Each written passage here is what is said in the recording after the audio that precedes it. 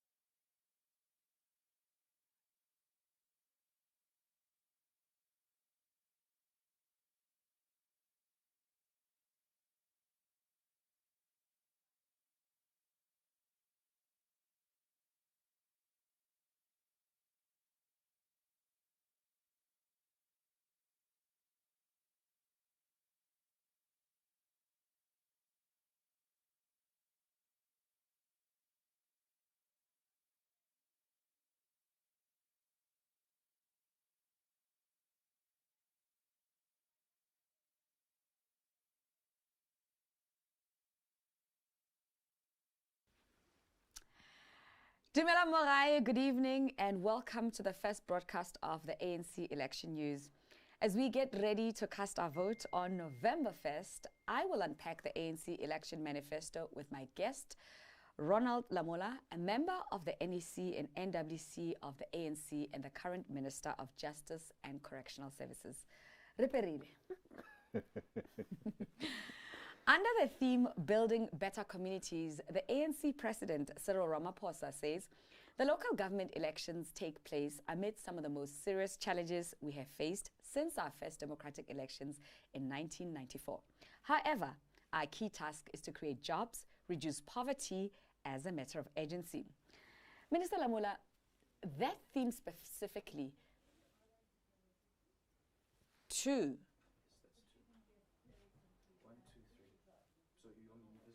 So when must I change my eyeliner? Oh, me. Who must change the camera to? Oh my God. Was that my phone? It was yours. It threw me up. So who must change the eyeliner camera to? Me. How do I do that? Or should I start on camera too?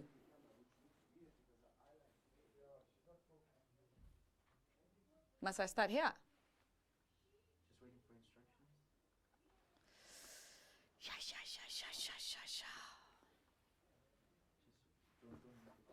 Just waiting for instructions. Can you go like a spade? introduce me as Groovin. Otherwise, this thing is gonna go live. The next thing they'll say Groovin was acting as if he's a minister. You know. Okay. I don't wanna be. You know, Twitter can. We want Twitter to roast me, huh? Okay. The black Twitter will come after me. Okay.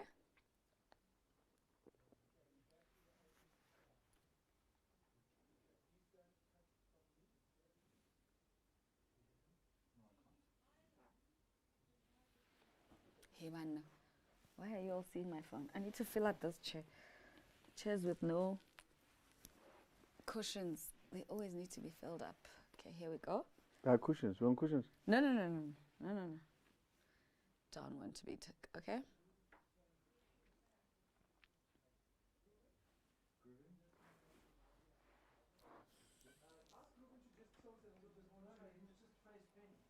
So just, sit like Penny, like you are, exactly. Because on our last night it looked very hot. So, the thing for me about presenting, Yes. Okay. What's that? Yes, sir. Oh, Fedi legedite. Okaru onyango tomo. From the top. Okay, from the top. Yeah, so we're just working out some... Sound. It's fine. No, it sounds beautiful. No, they're just working out their own logistics, their own technical things.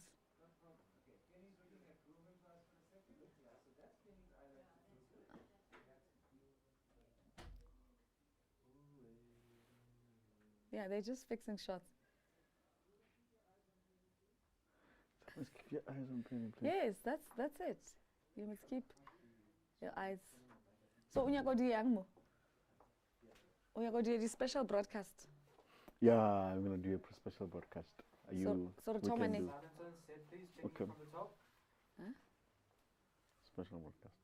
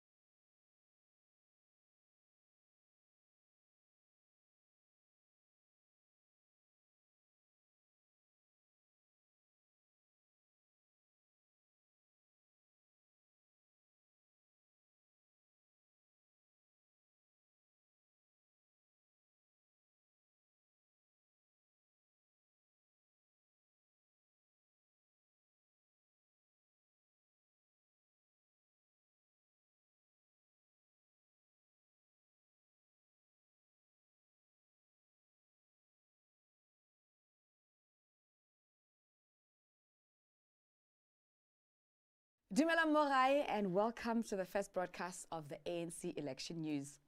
Kalina ke Penny wa Galebeane.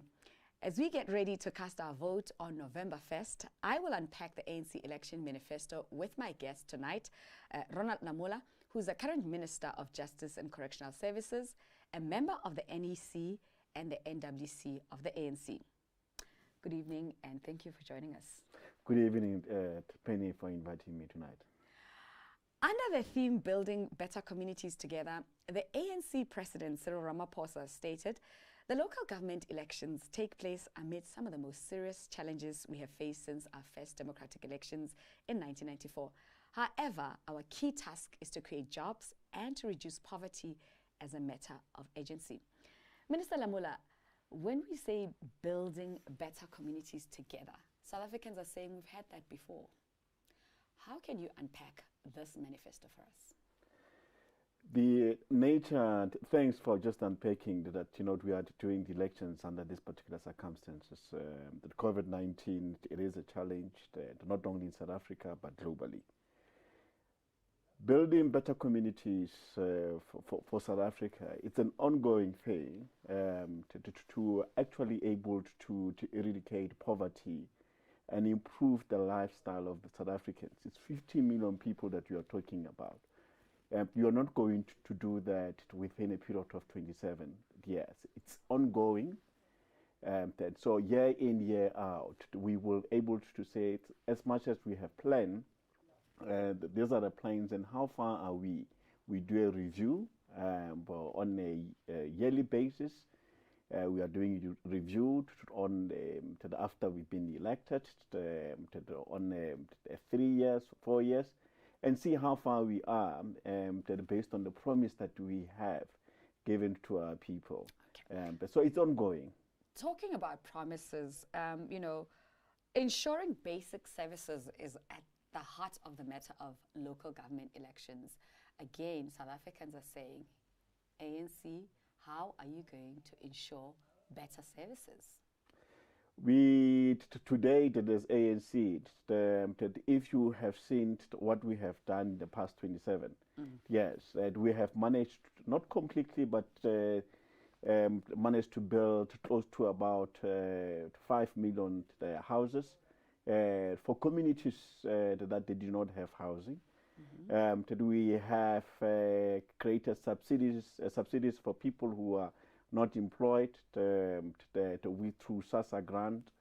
That we have, but so far as sanitation is concerned, and managed to ensure that at least so far as the sanitation is concerned, almost 80 or 70% of the communities have access to water. Okay. Talking about access to water, I'm sure, as the ANC was journeying through communities, through campaigning, you have realized the dissatisfaction on the ground from communities. They're saying, great, water, sanitation, electricity. Oh, the piping does come into our communities, but when I open the tap, there is no water. Or when I switch on the light, there is no electricity. So service delivery of these services to the very community, how are you turning things around this time around? We are bringing a number of professionals to make sure that whatever that we do, it's according to the standard, it meets the standard, so that people, when they switch on those particular taps, that the water is clean. That we had those particular challenges, especially in Hammanskraal in Pretoria, and the government and through local municipalities in Tshwane addressing those particular challenges, especially about water and electricity. As you have seen, that the electricity grid has been strained from a South African perspective, and we are trying to come up with various mixed energy usage that we can be able to make sure that we utilize the electricity quite effectively. How does the manifesto address, the gap between old townships like Soweto who have access to electricity, but they have not had lights forever, and places that are as peri-urban and like Hammanskraal, where they're still fighting for just basic connectivity, versus villages like Bushbuckridge, where me and you come from, where, even the concept of prepaid meters doesn't make sense to them because they don't have access to those basic services.